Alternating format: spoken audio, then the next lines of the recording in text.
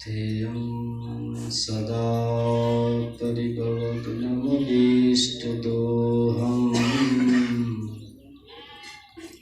तीर्थास्पदं शिवविरञ्चिनुतं शरण्यं भृत्यार्तिहं प्रणतपालभवाब्धिपूतम् वन्दे महापुरुषते चरणारविन्दम्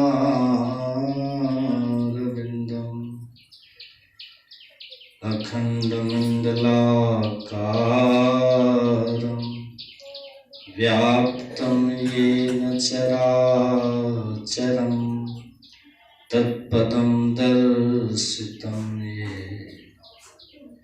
तस्मै श्रीगुरुवे नमः। गुरु बिन ज्ञान न उपजे, गुरु बिन मिले न भेव, गुरु बिन संशय न मिटे। जय जय जय गुरुदेव। बोलिए प्रेम से श्री सद्गुरु महाराज की जय। श्री सद्गुरु महाराज की जय। श्री सद्गुरु महाराज की जय।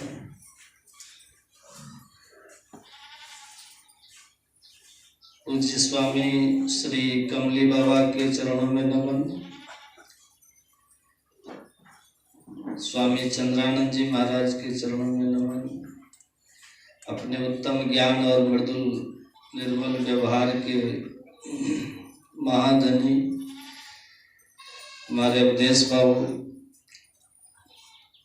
उपस्थित सत्संग प्रेमी महानुभावों, पूजनीय माताओं,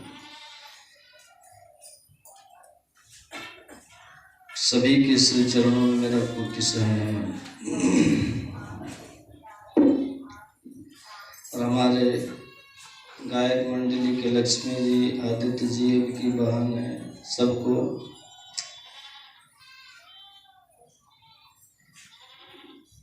एक बार हृदय खोल के जयकार करें। बोलिए प्रेम से श्री सद्गुरु महाराज की जय, श्री सद्गुरु महाराज की जय, श्री सद्गुरु महाराज की जय।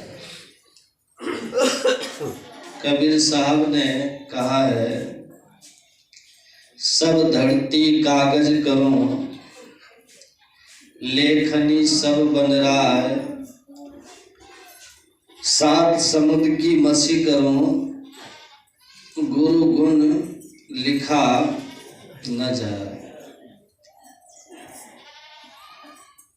संत कबीर साहब कहते हैं, संपूर्ण धरती को कागज, सभी जंगल की लकड़ियों को कलम, सातों महासमुद्रों के जल को स्याही बनाकर शेष, महेश और शारदा भी लिखे और अपने मुंह से कहे तो गुरु की महिमा का बखान नहीं कर सकते।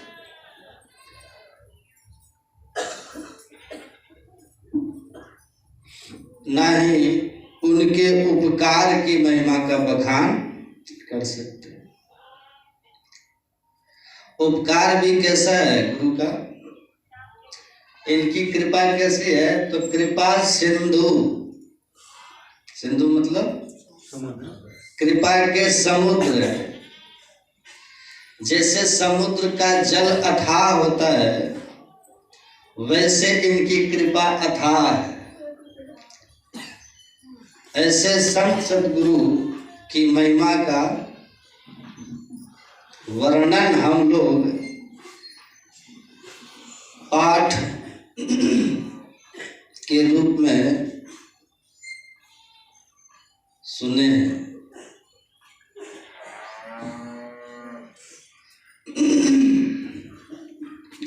आप लोग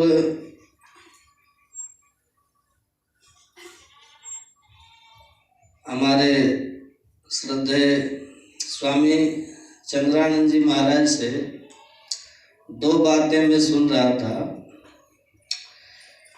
एक, इन्होंने कहा कि मैं परमाराध्य सद्गुरु महाराज के ज्ञान को प्रणाम करता हूँ,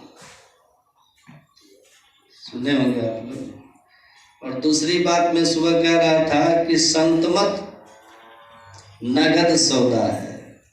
क्या है? नगद सौदा। गुरु महाराज कहते हैं कि नगद सौदा का अर्थ क्या होता है कि एक हाथ दीजिए और दूसरे हाथ लीजिए, दाम दीजिए और वस्तु मोल लीजिए। तो दाम देना क्या है? गुरु महाराज कहते हैं, सदाचार में रह करके साधना में समय लगाना, ये दाम देना है। और ऐसा जो करते हैं वह कुछ न कुछ ध्यान में अपने अंदर में अनुभव करते हैं, यह वस्तु लेना है, ये वस्तु लेना है। तो ये नगद सौदा है। गुरु की महिमा आप सुन रहे हैं, तो गुरु की महिमा केवल सुनने की चीज नहीं है। जो अपने जीवन में गुरु के ज्ञान को उतारते हैं, उस गुरु की महिमा को अनुभव भी करते हैं, अनुभव करते हैं। और साधना में जैसे जैसे आप ऊपर उठते जाएंगे, आप गुरु की महिमा को उतने ही साफ साफ समझते जाएंगे, अनुभव करते जाएंगे। एक माधव दास नाम के सत्संगी थे, गृहस्थ महात्मा, पूर्णिया जिले के थे। वो हमारे गुरु महाराज जी से 1971 में मनिहारी आश्रम के मास ध्यानाभ्यास में पूछा, गुरु महाराज हुजूर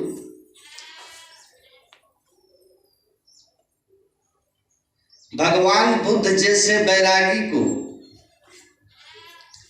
550 जन्म लग गए थे मोक्ष पाने में। हम लोग गृहस्थ हैं, गृहस्थ आश्रम में है, गृह कार्य नाना जंजाला। वैसा वैराग नहीं है भगवान बुद्ध जैसा।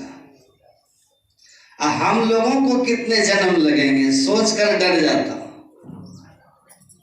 तो गुरु महाराज जी ने उनके प्रश्नों को सीधे उत्तर नहीं देते हुए उन्होंने कहा, 2008 मार्च अंक शांति संदेश आप लोग पढ़िएगा। महर्षि संत सेवी परमहंस जी महाराज के द्वारा यह संस्मरण है 2008 मार्च। तो वो क्या कहते हैं गुरु महाराज कि माता सबरी को कितना जन्म लगा।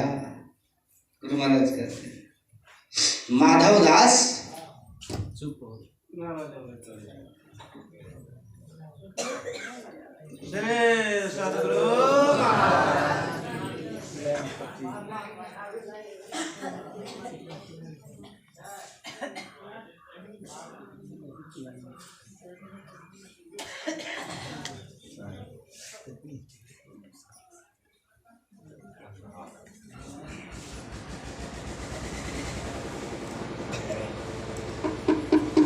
श्री सद्गुरु महाराज, श्री सद्गुरु माता सबरी को कितना जन्म लगा। गुरु महाराज कहते हैं माधव दास चुप हो गए। तो गुरु महाराज कहते हैं सुनो, जब वह खिखिरनी शरीर में थी माता सबरी, तो एक सच्चे साधु का जूठन खाती है, लौटती है, चरण रजी है। वो शरीर के किसी अंश से कोई चीज संत का स्पर्श हो गया हो तो वह उसके आभा को लिए हुए है, शरीर के आभा को वो लिए हुए, चैतन्य आभा को वो लिए हुए है। चाहे वो पैर में स्पर्श हुआ हो या हाथ में स्पर्श हुआ।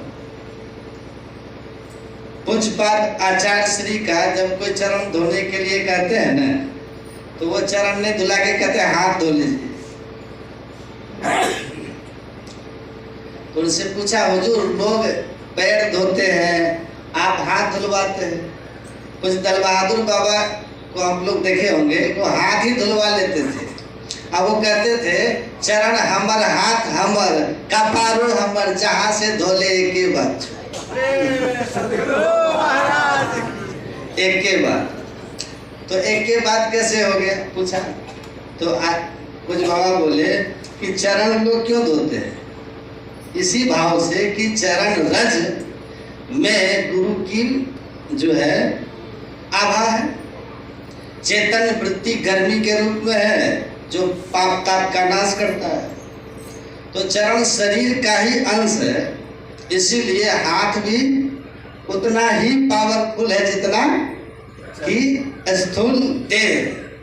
संपूर्ण स्थूल देह से कुछ भी निकल रहा है, कुछ भी स्पर्श हुआ है तो वो उतने ही महिमा लेकर है।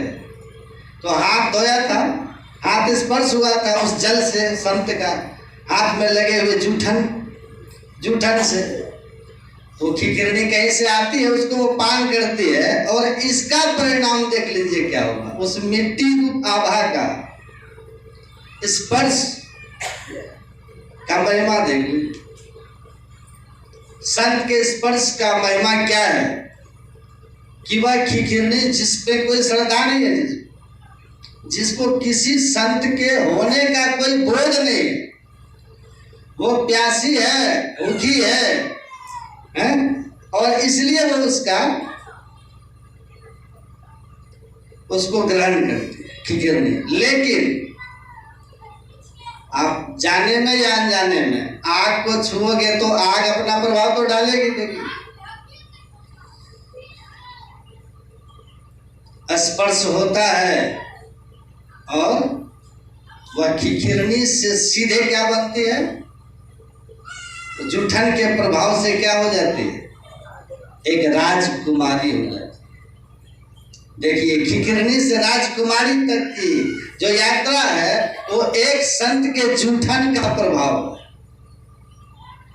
एक दूसरे जन्म में पूर्व का संस्कार है, उस संस्कार से वह अपने राजमहल में ही जब वो विवाहित होती है तो अपने पति राजा के सहमति से साधु महात्माओं को राजमहल में बुलवा करके सत्संग सुनती है राजकुमारी। एक सच्चे संत भी पहुंच जाते हैं, है ना। छोटे छोटे साधु महात्माओं की सेवा करते करते पुण्य जमा हो गया, पुण्य जमा हो गया। कहते हैं ना, अपने छत पर अगर आप मैना तोता गुड़ैया को भी अनाज फेंकते रहेंगे, चिड़ियों का सम्मान करते रहेंगे, तो एक दिन वहां हंस भी उतर जाएगा। हंस भी आपके छत पर उतर जाएगा, ये देख कर कि यहाँ चिड़ियों का सम्मान है। तो सच्चे संत आ गए। पुण्य पुंज बिन मिले न संता, पुण्य की पूंजी फलीभूत हुई, संत मिल गए। आए, उनके सेवा की प्रसन्न हुए, वरदान मांगने को कहा। आप जानते ही हैं उन्होंने जो वरदान मांगा उसके हिसाब से उनका अगला जन्म माता सबरी के रूप में हो गया और माता सबरी के रूप में महर्षि मातंग ऋषि की शिष्या बनी और गुरु की सेवा में संलग्नता दिखाई। जैसा कि आप लोग सुनते ही हैं, दादू दयाल, तन भी तेरा मन भी तेरा, तेरा पिंड और प्राण, ऐसे भाव में रह करके साधना की सबरी। तन मन धन को अर्पी गुरु पद सेव करो, मैं ही आज्ञा मान दुस्तर भव सुख से तरो। तो संत सदगुरु के शरणागति मिली, उनकी युक्ति उनको मिली, लगन और श्रद्धा के साथ वो साधना की और उसी जन्म में तज जोग पावक दे हरिपद लीन भई जहां नहीं फिरे। उसने अपने गुरु की कृपा से अपने अंदर में योगाग्नि को प्राप्त कर लिया, जो अंतर ज्योति या ब्रह्म ज्योति और ब्रह्मनाद के रूप में है। और उस ब्रह्म ज्योति और ब्रह्मनाद रूपी योगाग्नि में उसने अपने शरीर का त्याग करके परमात्मा के उस धाम में गई जहां से जीव पुनः इस दुख में संसार में नहीं आता, मोक्ष प्राप्त कर ली। तो गुरु महाराज ने कहा, समझे, भगवान बुद्ध ने अपने 550 जन्मों की कथा लिखी है, लेकिन ये भी लिखा है कि किसी भी जन्म में मुझे पूरे और सच्चे संत सदगुरु का सानिध्य प्राप्त नहीं हुआ, इसलिए इतना समय लग गया 550। तब गुरु महाराज कहते हैं, माता सबरी को पूरे और सच्चे संत सदगुरु मिल गए। उसने लगन से, पूर्व जन्म के संस्कार से, दृढ़ उद्योग और पूरे और सच्चे संत सदगुरु का बताया हुआ सन्मार्ग, जब तीनों का सुयोग हो जाता है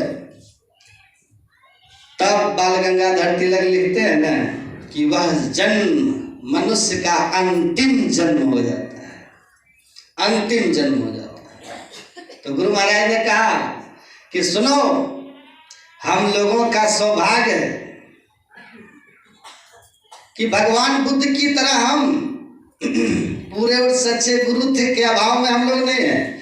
हम लोगों को पूरे और सच्चे संत सदगुरु का मार्ग मिल गया है, युक्ति मिल गई है ना।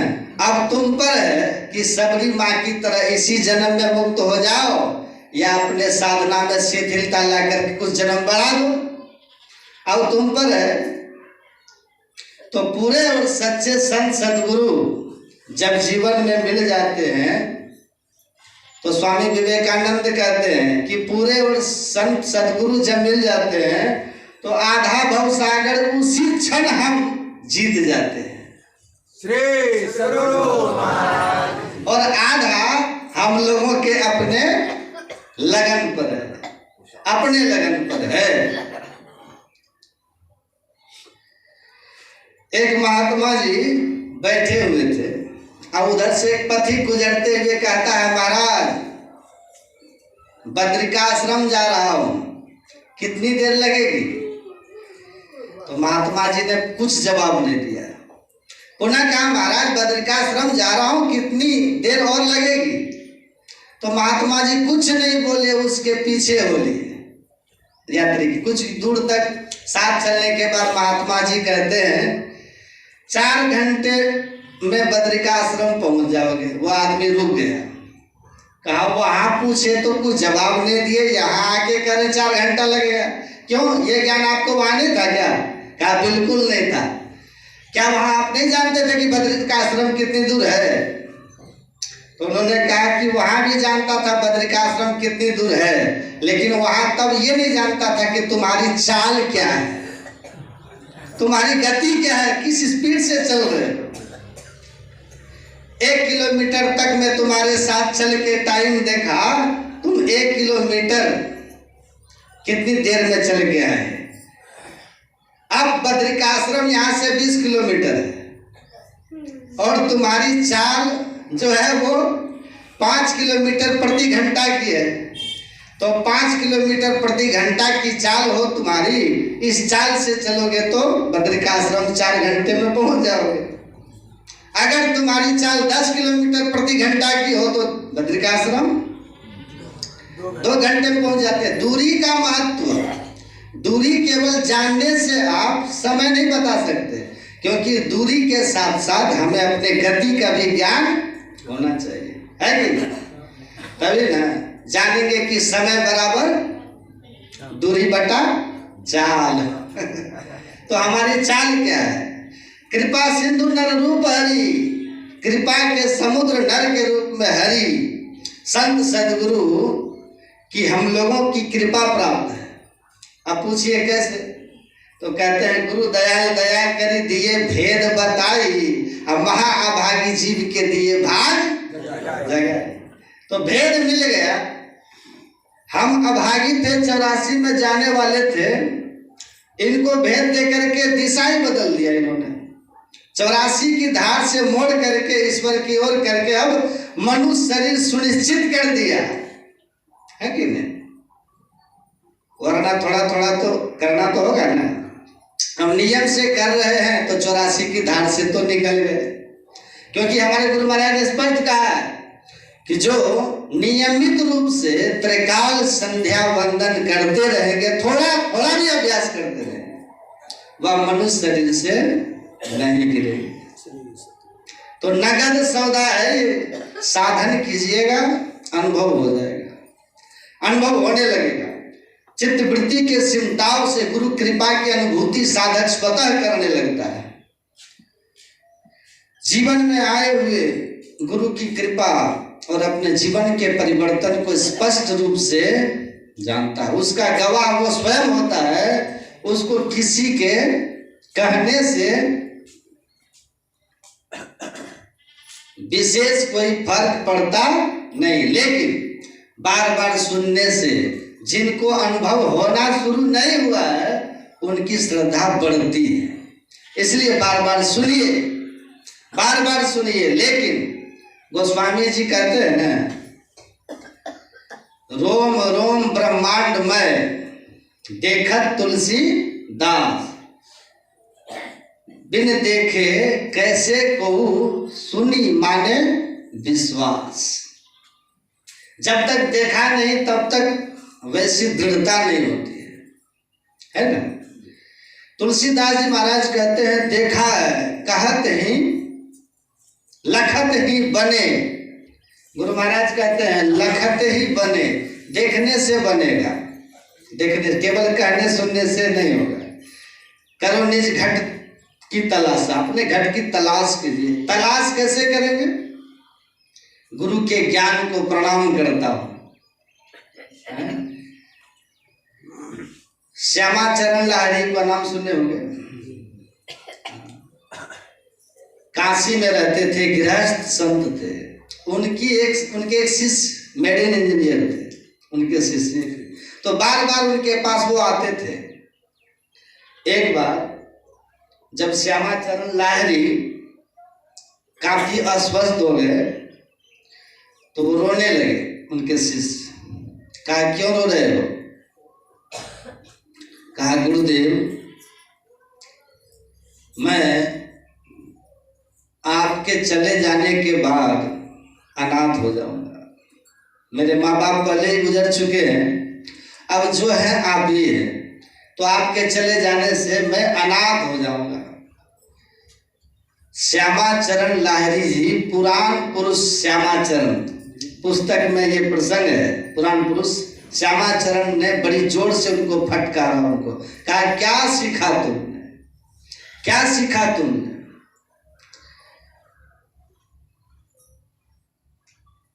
ये देह श्यामाचरण है,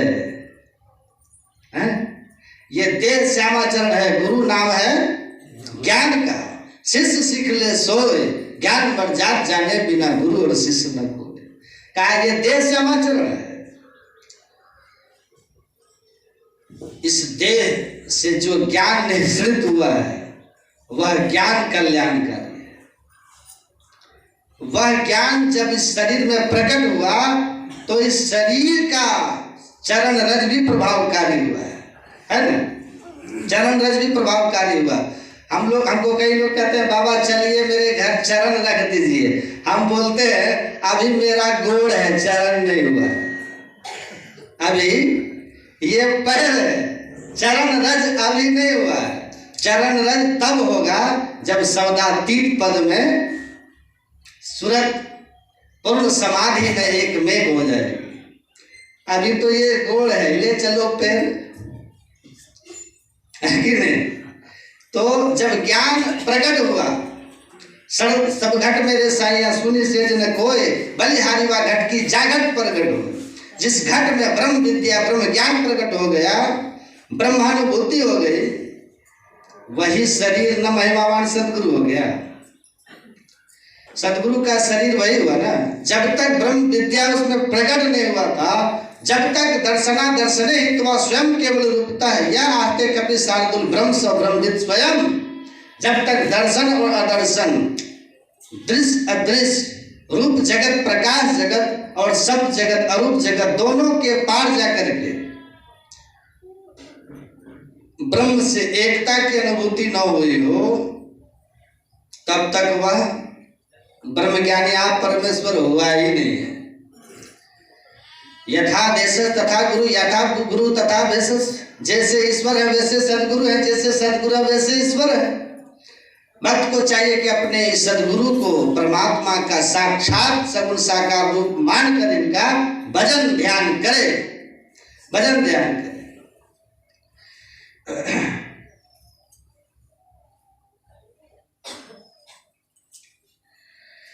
देखिए, आप जैसे महापुरुष के चरण में बैठना हमारे लिए सौभाग्य की बात है, गुरु के चरण में, है ना? देखिए, आप लोग सुन रहे हैं कि नहीं, कि सो रहे हैं?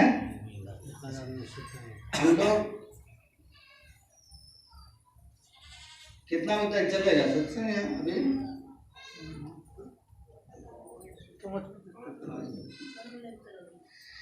देखिए, भगवान राम, भगवान कृष्ण, भगवान शिव और देवी देवता हैं। उन सब के रहते हुए आप लोग सब कुछ छोड़कर, हमको किसी ने पूछा, आप गुरु महाराज का ध्यान भजन करते हैं, ऐसा आप लोग क्यों करते हैं?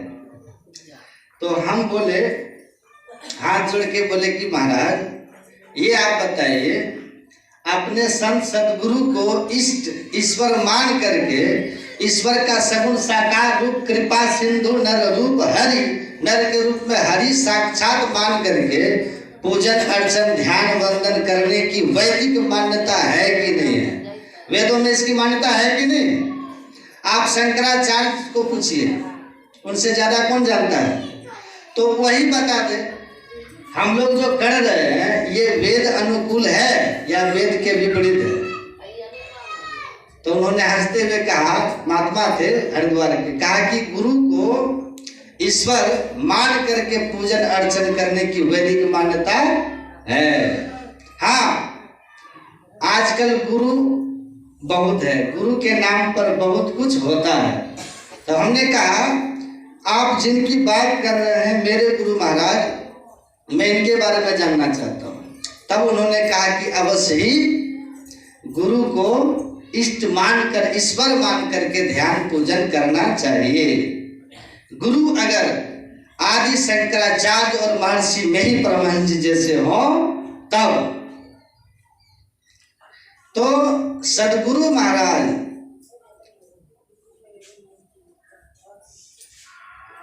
इन्होंने कहा, श्यामाचरण लाहिड़ी ने कहा कि सुनो, देह श्यामाचरण नहीं है, देह को श्यामाचरण मानते हो।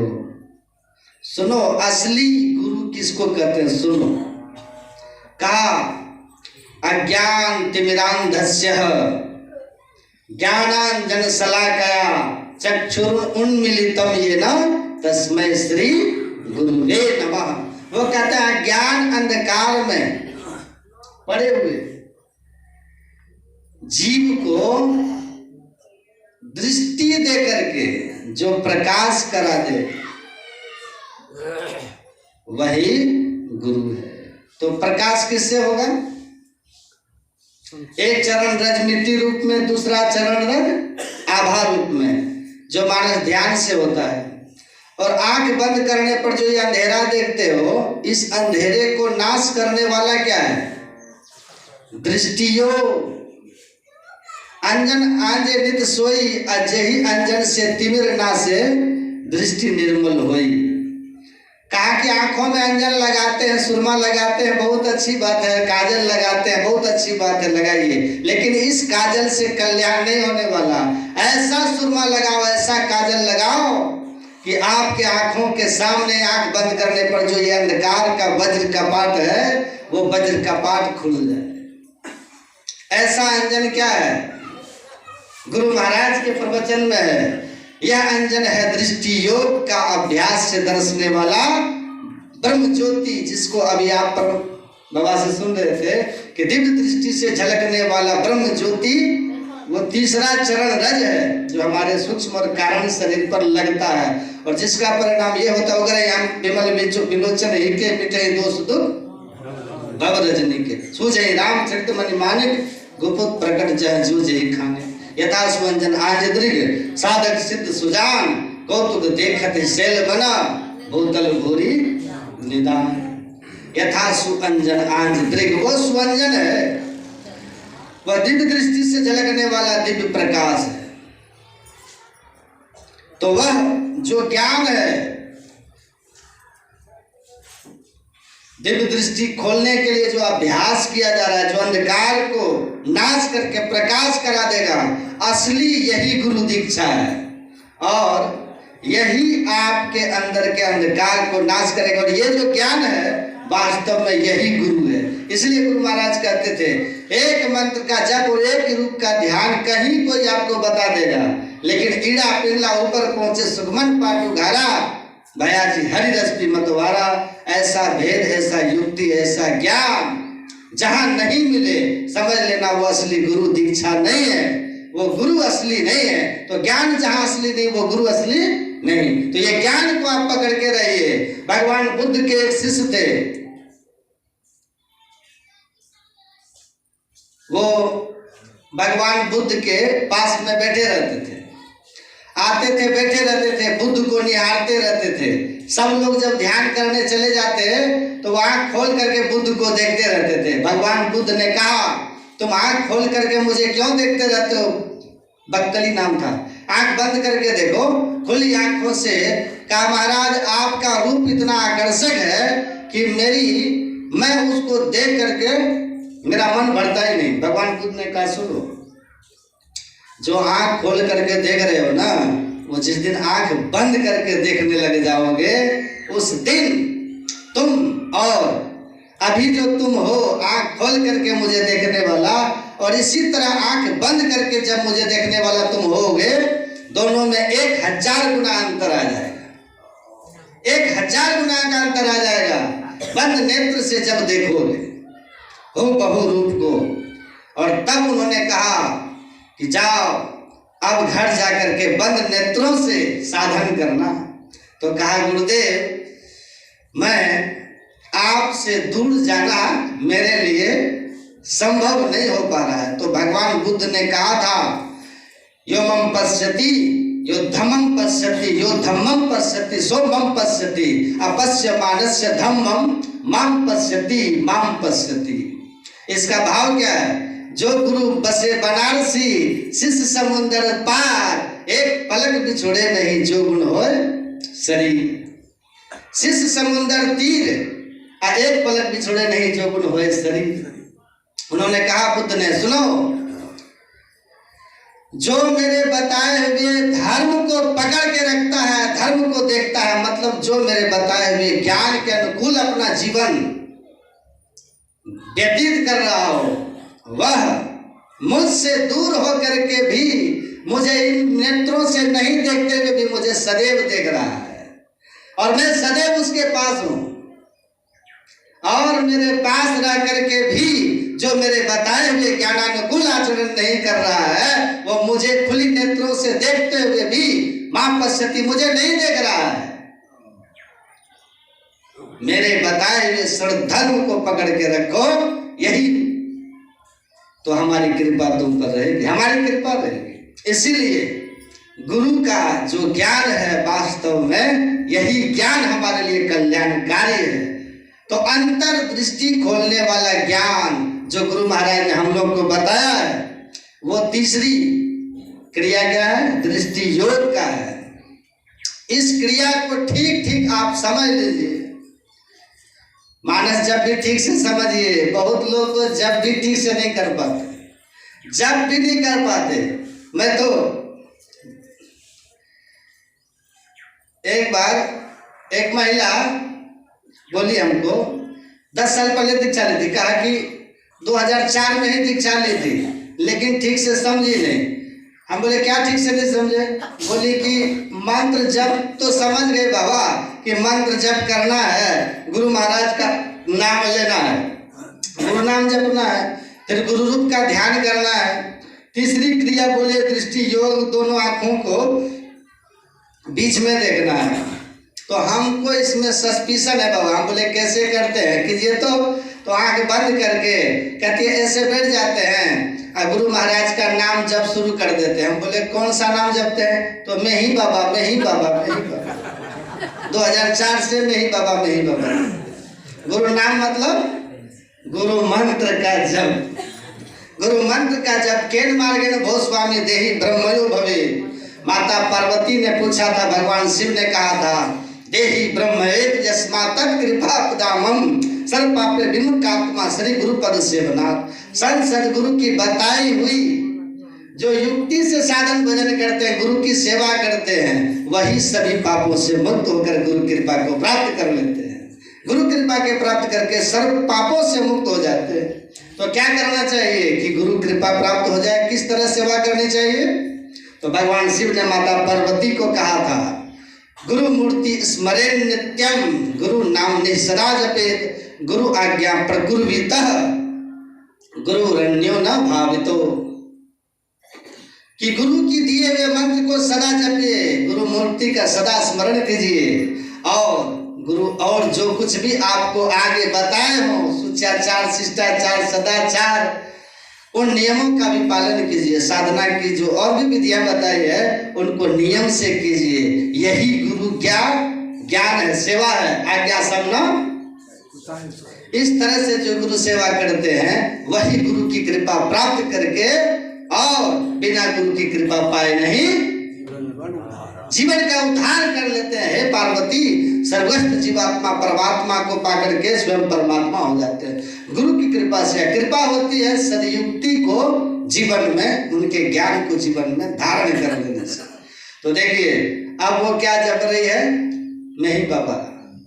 तो मंत्र क्या है, फिर जपने की विधि क्या है, बैठे आराम से किस तरह जपना है, मानस रूप का ध्यान करना है। और दृष्टि योग में ठीक ठीक जानिए कि दो नैना बीच सन्मुख देख, दोनों आंखों के मध्य में सामने देखना है। तीन बातें हैं, किसी दिशा को न देखते हुए, दिशाचानक लोग हैं, किसी दिशा को न देखते हुए द्वादशांगुल पर ये देखना है। भगवान कृष्ण की ही वाणी है, दिशाओं को न देखते हुए द्वादशांगुल पर और भ्रूर मध्य, दोनों आंखों के मध्य में। ये तीनों बातें जहां मिल गई वही दृष्टि योग सही सही है। तीनों को जानो, आंख बंद करोगे दिशाएं छूट जाएगी, है ना। नीचे ऊपर रहता 8 दिशा छूट जाती है, बाएं दाएं पूरब पश्चिम आपको ज्ञान नहीं होगा। आंख बंद करके 4 फेरा घुमा के खड़ा कर दें, आप पूछे किस दिशा में खड़े हैं, आप नहीं बता पाए, है कि? तो चारों दिशाएं आपकी छूट गई और 4 कोण छूट गया, 8 दिशा छूट गया।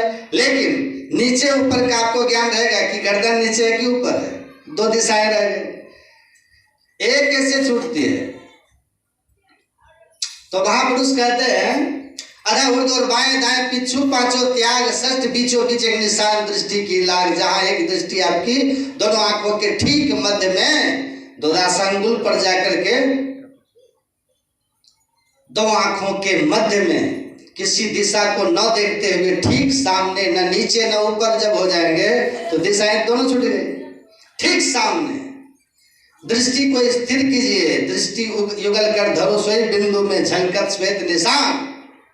तो इस तरह ठीक ठीक जान करके सामने दृष्टि को टिकाना है। द्वादशांगुल कोई मीटर लेकर के नहीं घुसते हैं, नाप लोगे, हाँ, दोनों आंखों के मध्य में ठीक सामने गुरु के युक्ति से देखोगे। अब मन में कोई ख्याल है हटाते जाओ तो धीरे धीरे धीरे चित्त वृत्ति का सिमटाव होते जाएगा। जैसे जैसे ख्याल आना कम होगा, मन का भागना कम होगा, दृष्टि वैसे वैसे सिमटती चली जाएगी। और एक समय आएगा कि अपने आप द्वादशांगुल पर जाकर के दृष्टि आपस में सट जाएगी। सटेगी तो कुछ न कुछ प्रकाश दिख जाएगा। और यकीन रखिए एक बार केवल सटना चाहिए, पूरे जीवन में एक बार भी सट गया तो उसका जो लाभ है वो तो आप जानते ही हैं कि 100 जन्म के किए हुए भगवान कृष्ण ने कहा उसके पाप नाश हो जाते हैं। मोटमपि योगच्छिन्ना सागरे मनसा सह सर्वम तरति पापा नाम तस् जन्म शतार्जित। और इतना ही नहीं, एक बार दृष्टि उस जगह पर सटी तो आपको अपना द्वादशांगुल का ठीक ठीक ज्ञान भी हो जाएगा। उसके बाद आप दृष्टि को जैसे टिकाएंगे दृष्टि बार बार वहीं जाके खड़ी होगी, अब बार बार सटेगी हटेगी, सटेगी हटेगी, और आपको अपने अंदर का खेल खुली खुली लगी पड़े, प्रकाश की झलक मिलने शुरू हो जाएगी। अभ्यास को बढ़ाते रहिए, तब क्या होगा कि दृष्टि योग अभ्यास अति ही करते करत कपड़ी सहजे छूटे प्रौढ़ होवे सूरत, दिल दरवाजा टूटे नजर के जोर से, अरे हारे में ही लगी टकटकी खूब जोर बर जोर से। बार बार अभ्यास करते करते कपड़ी छूटेगी, दृष्टि जाकर स्थिर होगी और अंधकार से प्रकाश की ओर एक बिंदुता पर जैसे ठहराव होगा वह आपको ऊपर की ओर उठा लेगा, अंधकार से प्रकाश में चले जाओगे, दिव्य दृष्टि की प्राप्ति होगी, ब्रह्म ज्योति झलकान हो जाएगा और तीसरा अंजन भी लग जाएगा, और जिससे आपको बहुत सुख होगा, बहुत कुछ प्राप्त होगा। और वहीं से अंतर्नाद भी धारा खुलेगी और तब अंतर्नाद की साधना करते हुए मोक्ष पद में आप पहुंच जाइएगा। तो सौभाग्य है आप लोगों का कि माता सबरी की तरह हम लोगों को महर्षि मातंग ऋषि जैसे सदगुरु मिले, सदयुक्ति मिली, हम लोग निश्चित मुक्ति पाएंगे, इसमें कोई संदेह नहीं है। निश्चित, कोई थोड़ा आगे कोई थोड़ा पीछे, यहां सब है कि नहीं? कभी कल शरीर रहता है मन चल जाता है घर, हमेशा ही बोल रहे हैं, तब रंग चढ़ेगा। तन के साथ साथ मन भी यहाँ होना चाहिए। देखिए भगवान का उपदेश है, सत्संग करें हम लोग, अब बड़े प्रेम से सत्संग सुने। और सच आप पूछिएगा ना, सत्संग की भी परिभाषा है कि नहीं? जिस सत्संग में 3 धारा बहे वो असली सत्संग की है, उस मुक्त सत्संग की जगह। पहली धारा क्या है? जिस सत्संग में ईश्वर भक्ति की चर्चा हो, ईश्वर की भक्ति हम कैसे करें ये चर्चा जब हो तो समझिए वो असली सत्संग है। और दूसरी धारा क्या है? ईश्वर है कैसे, परमात्मा है कैसे, परमात्मा कहाँ रहते, उनका स्वरूप कैसा है, ये चर्चा दूसरी धारा है। और तीसरी धारा क्या है? आप कौन सा कर्म करें, कौन सा कर्म हम नहीं करें, हम कब सोएं कब नहीं सोएं, कब हम जगें कब हम नहीं जगें, क्या खाएं क्या हम नहीं खाएं, बड़ों के साथ कैसा व्यवहार करें कैसा व्यवहार हम नहीं करें। ये विधि निषेध का जो ज्ञान है, ये ज्ञान भी जिस सत्संग में हो, ईश्वर स्वरूप का भी ज्ञान जिस सत्संग में हो, और ईश्वर भक्ति की भी चर्चा जहाँ हो, वो असली सत्संग होता है। भगवान कहते हैं ऐसा सत्संग यदि कहीं पर मिले ना तो वो सत्संग को बड़ी श्रद्धा से सुनिए। और सत्संग सुनते सुनते करी सत्संग, सत्संग भी कीजिए और गुरु खोज करिए, गुरु की भी खोज करते रहिए। क्योंकि राम भगवान कहते हैं गुरु पद पंकज सेवा तीसरी भक्ति आवाहन। यदि जीवन में गुरु नहीं होगा तो भजन शुरू होगा, तब भजन नहीं शुरू होगा। और अपने यहाँ कहावत क्या है? कहावत है गुरु करो जान पानी पियो छान। बहुत सोच समझ करके गुरु कीजिए। पान दिया और फूल दिया और दिया पैसा, और 3 फूक फूक दिया बेल होगी भैंसा, इससे काम चलेगा? लोभी गुरु और लालची चेला, दोनों नरक में ठेलम ठेला, दोनों जाएगा नरक। हरे शिष धन शोक न हरई, असो गुरु घोर नरक में पड़े। आढ़ल गुरु बता चेला, मांगे केला दिए ढेला। ऐसे गुरु से काम चलेगा? इसलिए कहते हैं गुरु करो जान पानी पियो। हाँ, एक आश्रम में एक बाबा रहते थे। एक लड़का वहां गया, कहा कि बाबा हम आपको अपना गुरु बनाएंगे और आप ही के आश्रम में हम रहेंगे। तो बाबा भी वही कान फूका थे, कान फूकने वाले, जानते हैं ना, कान पान दिया फूल दिया और दिया पैसा, 3 फूक फूक दिया बेल होगी। हमारे गुरु महाराज जी कहते हैं आजकल लोग दीक्षा देने के बदले कान फूकने लगे हैं, कान में कहना क्या चाहिए वही बात को भूल गए। तो कान फूकने से कुछ होगा? लड़का बोला बाबा हम भी आपके आश्रम में रहेंगे, कृपा कीजिए। कहा ठीक है रहो ना जी। लड़का रहने लगा तो साधु ने कहा कि देखो तुम मेरे आश्रम में रहते हो ना, तो बिना पूछे कोई काम मत करना, कुछ भी करो तो पहले थोड़ा पूछ लेना, तब कुछ जैसा कहे वैसा ही करना। कहा ठीक है बाबा। अब कहीं जाना था सत्संग में, तो खेजरी लिए, करताल लिए, जो था उनके पास, झोला लिए, कमंडल लिए, चल लिए। और उस समय तो घोड़े की सवारी होती थी। चल दिए, गुरुजी बैठ गए घोड़ा पर, वो चला था जवान तो पीछे पीछे चल रहा है। रास्ते में गुरुजी की जेब में कुछ पैसा उसा था तो जेब से गिर गया, जेब से गिरा तो पैसा गिर गया।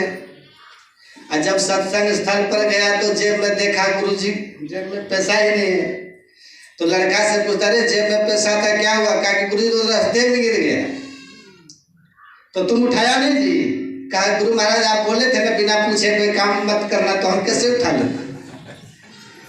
आप ही ना बोले थे बिना पूछे कोई काम मत करना, कैसे उठाते हैं? अरे तुम साथ में रहते हो, कुछ गिरे तो उठा लेना चाहिए ना। कहा ठीक है सरकार, अब आगे से ध्यान रखेंगे, कुछ गिरेगा तो हम उठा लेंगे। कहा ठीक है। अब फिर जैसे घोड़ा पर चढ़े चले गुरुजी, तो घोड़ा को लगा लिद्दी गिरने लगा। तो लड़का कहता है गुरुजी ने कहा था कुछ गिरे तो उठा लेना, तो लिद्दी भी तो गिर रहा था, लिद्दियों को उठा लेते हैं। चादर में उठा करके चादर में बांध लिया।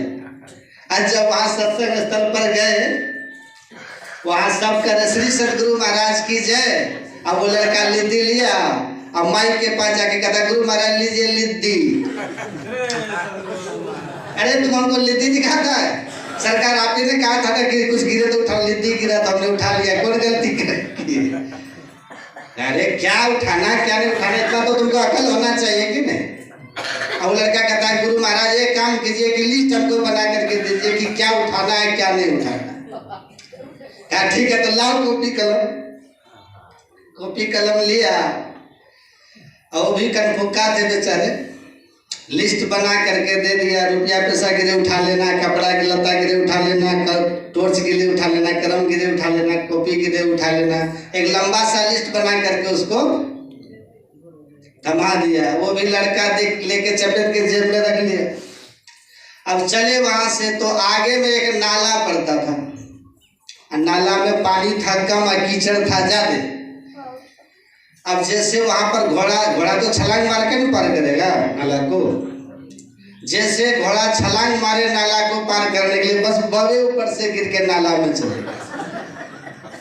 अब बाबा जैसे नाला में गिरे तो कहते बेटा देखो मैं नाला में गिर गया, मुझे निकालो।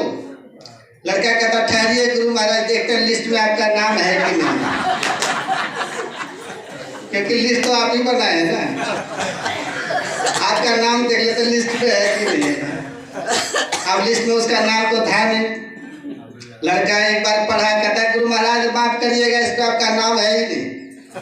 अरे बेटा निकालो, देखो मुझे बड़ा कष्ट है। कहा ठीक है, फिर देखते हैं, फिर से पढ़ लेते, रुकिए।